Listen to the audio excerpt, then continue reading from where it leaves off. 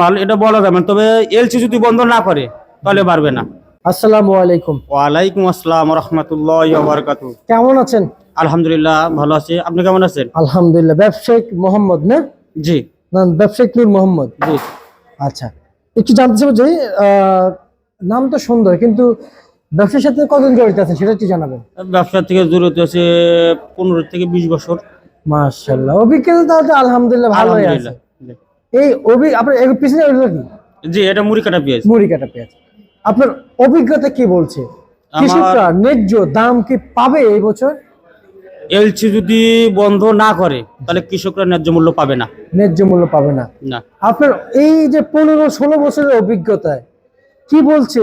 হাট বাজারে তো যান, ঘুরেন, কি পরিমাণ পেঁয়াজ আবাদ হয়েছে যদি একটু জানাইতেন। আমার জানাত আমি এই কুষ্টিয়া, ফরিদপুর, রাজবাড়ী, সিএনবি, পাবনা, এদিকে আমি যেখানেই গেছি পর্যাপ্ত পেঁয়াজ আছে। পেঁয়াজের প্রচুর পেঁয়াজের আমদানি হয়েছে এবার, পেঁয়াজের আবাদও অনেক হয়েছে। হ্যাঁ, কিন্তু চাষিরা তো ন্যায্য মূল্যটা পাইতেছে না, এখন পাচ্ছে না। না, মানে ন্যায্য মূল্যটাই পাচ্ছে না। না, চাষিরা ন্যায্য মূল্য পাচ্ছে না। সবশেষ আমরা যদি আরেকটু বলি আপনাদেরকে, যে কেমন বুঝতেছেন যে রসুনের বাজার কি পরিমাণ, যে শুনলাম একটু বাড়ছিল, কি পরিমাণ বাড়ছে একটু জানাবেন। রসুনের বাজার একটু বাড়িছে। রসুনের বাজার আগে তো কিছুদিন আগে ছিল 30 থেকে 50-55, এখন আছে 40 থেকে 60, 65, 70 টাকা বাজার হয়েছে এখন। আচ্ছা, আর হচ্ছে পেঁয়াজের বাজার বাড়বে কিনা? পেঁয়াজের বাজার কাঁচামাল এটা বলা যাবে না, তবে এলসি যদি বন্ধ না করে তাহলে পারবে না। আর এলসি যদি বন্ধ করে তাহলে কৃষকরা হয়তো ন্যায্য মূল্য পাবে। কারণ আমার কাছে মনে হয় যে বাংলাদেশে যে পেঁয়াজ আছে, বাইরের পেঁয়াজের প্রয়োজন হয় না, দরকার নাই। আসলে এখন তো বাংলাদেশের মুড়ি কাটা পেঁয়াজের মৌসুম, এটা মুড়ি কাটা পেঁয়াজের মৌসুম। আর এবার অনেক পেঁয়াজ চাষিরা আবাদ করছে বাংলাদেশে অনেক পেঁয়াজ আবাদ হচ্ছে। যেরকম আপনার মনে করেন ইন্ডিয়ান নাসিক পেঁয়াজটা আছে, এখানে কিন্তু বাংলাদেশে উৎপাদন হয়েছে। বাংলাদেশের চাষিরা চাষ করছে, অনেক ভালো হয়েছে। তাই আমি চাবো যে ইন্ডিয়ান পেঁয়াজের দরকার নেই। ইন্ডিয়ান পেঁয়াজ আমি সরকার অচিরেই খুব দ্রুত এই জিনিসটা বন্ধ করে দিক। এলসির দরকার নাই।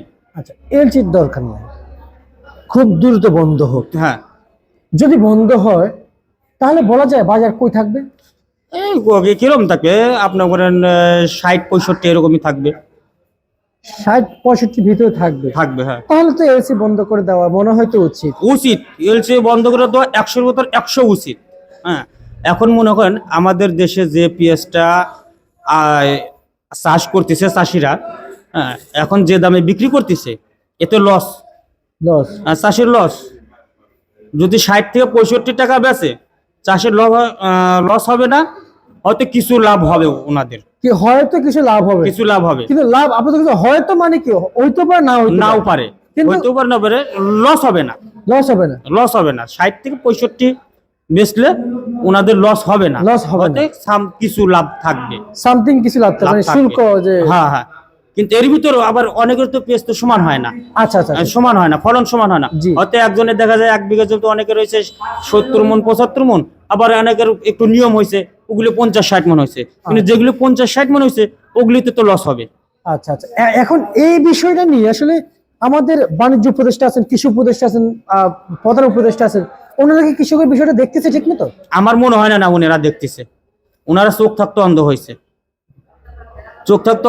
কেমন ওনার তো ওই যে এসির ভিতর বসে রয়েছে, কৃষকের ইয়াটা তো ব্যথাটা ওনারা বুঝতেছে না।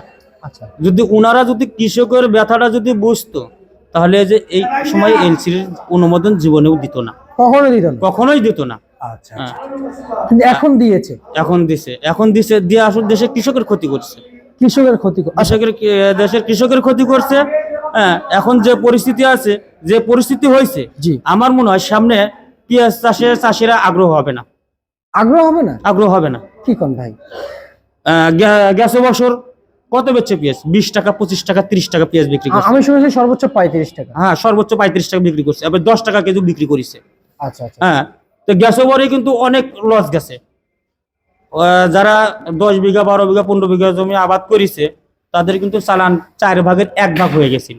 আচ্ছা, কিন্তু আপনি যে বলেছেন আসলে আগ্রহ হবে না, কিছু আগ্রহ হবে না। আগ্রহ যদি না হয় তাহলে আমাদের তো কিন্তু বাইরের উপর নির্ভরশীল তখন হতে হবে। বাইরের উপর নির্ভরশীল হতে হবে, ভারতের উপর নির্ভরশীল হতে হবে। হ্যাঁ, হতে হবে। আর তখন এবার যদি এলসিটা বন্ধ করে, কৃষক যদি ন্যায্য মূল্য পায়, জি। তবে সামনে আবার পেঁয়াজ চাষ আগ্রহ হবে। তখন আমার বাইরের দেশের উপরে আমার নির্ভর করতে হবে না। আমাদের দেশেরটা হয়ে যাবে। আর আমাদের দেশে যে পেঁয়াজ হয়েছে, বাইরের পেঁয়াজ তো লাগে না। আচ্ছা, বাইরের পেঁয়াজ যখন আসবে ভাই, তখন ওনারা যে মূল্য বেঁধে দিবে, হুম, ঠিক ওই বাবদে বিক্রি হবে, বিক্রি করতে হবে। কারণ এটা ঢলাক দিয়ে আমদানি করা, হ্যাঁ হ্যাঁ, বাংলা টাকা দিয়ে না কিন্তু, না, ডলারের মানে মাধ্যমে, ইংলিশ টাকা, ইংলিশ টাকা, ডলার। ডলার। এটা কিন্তু বাংলা টাকা দিয়ে করলে হয়ে গেল হ্যাঁ, ডলার। ডলার ডলার তো দেশের রিজার্ভ থেকে যায়, রিজার্ভ থেকে যায়। হ্যাঁ, তো রিজার্ভ থেকে যদি ডলার গুলো যায়, তো সেখানে দেশের লস, দেশের ক্ষতি, দেশের ক্ষতি। আমার দেশের টাকা কিন্তু বাইরে যাইতেছে, বাইরে যাইতেছে। অন্য দেশে চলে যাইতেছে। আর জি। যখন আমরা দেশের জিনিস দেশে খাবো, বাইরের জিনিস আনবো না, তখন আমার দেশের টাকা দেশে রয়ে গেল, আমার ডলারটা বাইরে গেল না। গেল না। এই ডলার গুলি কিন্তু রিজার্ভ থেকে গেল, ঠিক আছে। আমার দেশে উন্নতি হবে। জি। হ্যাঁ, এখন যদি সরকার যদি এটা না বুঝে, এখন দেশে কিছু কিছু এই যে সরকারের বৈশা কিছু কিছু আমলা কামলা আছে, ওনারা ওই যে 30 টন 35 টন মালে 2 লাখ 3 লাখ টাকা ঘুষ খায়, এই যে এলসির অনুমোদন দিছে, এগুলি তো ওনাদের টাকা খাইতেছে, ওনার চাষির রক্ত খাইতেছে, আচ্ছা আচ্ছা, চাষিদের রক্ত চুষে খাইতেছে। যদি চাষিদের রক্ত যদি চুষাই না খাইতো, তাহলে এই 2 লাখ 3 লাখ টাকা ঘুষ খা ওনারা এই আইপি অনুমোদন দিত না, এলসি আনতো না। আচ্ছা আচ্ছা। আমি যদি বলি, আপনাদের যারা ব্যবসায়িক রয়েছেন, আপনারা আসলে আপনাদের দেশি পেঁয়াজ বিক্রি করেন, জি। এবং আপনি কি মানে একজন আড়তদার না? জি, একজন আড়তদার, আপনাদেরকে সরকার বলা হয় যারা জি, আড়তদার, জি। কিন্তু আপনারা আসলে যখন যে কোনো পণ্য আপনারা তখন বিক্রি করেন, কিন্তু জি। হঠাৎ কৃষকের পক্ষে গেলেন, আসলে একটু যদি জানাইতেন। আসলে কৃষকের পক্ষে গেছি। আমাদের বাংলাদেশ কি কৃষির উপর নির্ভরশীল, আচ্ছা আচ্ছা, কৃষির উপর নির্ভরশীল, তাই না? জি। তাহলে কৃষির উপর যদি নির্ভরশীল হই, তাহলে আমরা কৃষকের পক্ষে যাব না, না আমরা অন্যদের পক্ষে যাব? এক্স্যাক্টলি ভাই, এটাই হচ্ছে রাইট। আমি এটাই শুনতে চাইছি, আসলে কৃষক আমাদের, জি, কৃষক আমাদের, দেশ আমাদের, টাকা আমাদের, টাকা আমাদের, সরকার আমাদের, সবাই আমাদের, সবাই আমাদের। কিন্তু বাইরের দেশের মানুষ না। না, কিন্তু ডলার তো আমাদের, ডলার তো আমাদের। যেহেতু ডলার বিনিয়োগ করে এলসি আমদানি করতেছে, এলসি করতে গেলেই ডলার লাগবে, এলসি করতে গেলেই ডলার লাগবে। আচ্ছা। আর আমার দেশের টাকা অন্য দেশে চলে যাইতেছে। এলসির আমদানির বাজারে জি। মুড়ি কাঠ আজকে কত বিক্রি হলো? মুড়ি কাটা বিক্রি হয়েছে সর্বনিচে বিক্রি হয়েছে 38, উপরে 45। আচ্ছা, আর এলসি সে জায়গায় কত বিক্রি চলছে ভাই? এলসি বিক্রি হয়েছে যে 40 থেকে 50, 52। 40-50-52।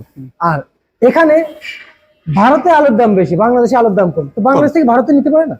নিতে পারে, কিন্তু ওরা নিবে না, নিবে না, নেবে না, দিবে, ওরা দিবে, ওরা ডলার নিতে চায়। দেবে। ওরা কিন্তু বাংলাদেশের জিনিস বয়কট করতেছে। জি। আমার বাঙালির, আমাদের যে সরকার আছে, আমাদের বাংলাদেশের সরকার কি কোনো জিনিস ওনার জিনিস বয়কট করছে? না। শুনেছেন এ পর্যন্ত? না না। তা আমি চাবো ভারতের যেসব পণ্যগুলি আছে, আমিও চাই, আমি তো বয়কট করি, বাংলাদেশের সরকারও এরা বয়কট করুক। যেমন ইলিশ কষে দিবে না, পরে না। ইলিশ দিয়ে দিল, হ্যাঁ, ইলিশ দিয়ে দিচ্ছে, এটা হইলো না, হলো না, দেশের সম্পদ গেল, দেশের সম্পদ গেল। দেশের মানুষ প্রতিশোধ 3000 টাকা কেজি ইলিশ খায়। আমার দেশের মানুষ আমরা খাইতে পারি না, দেশের মানুষ দেশে কিন্তু 3000-3500 টাকা কেজি। হ্যাঁ, আর উনি বিদেশে বা ইন্ডিয়াতে পাচার করতেছে, ইলিশ দিতেছে। এটা কি হইলো? না ভাই, এটা আসলে না, না। আচ্ছা, আর আলু কত চলছে তার সেই বাজারে ভাই? আলু 17 থেকে 2-3 ধরে একটু বাজার বেশ, 17 থেকে 20 টাকা আলু বিক্রি হয়েছে। আচ্ছা আচ্ছা, বুঝতে পারছি। ঠিক আছে, আপনাকে ধন্যবাদ। এই ছিল সর্বোচ্চ বার্তা।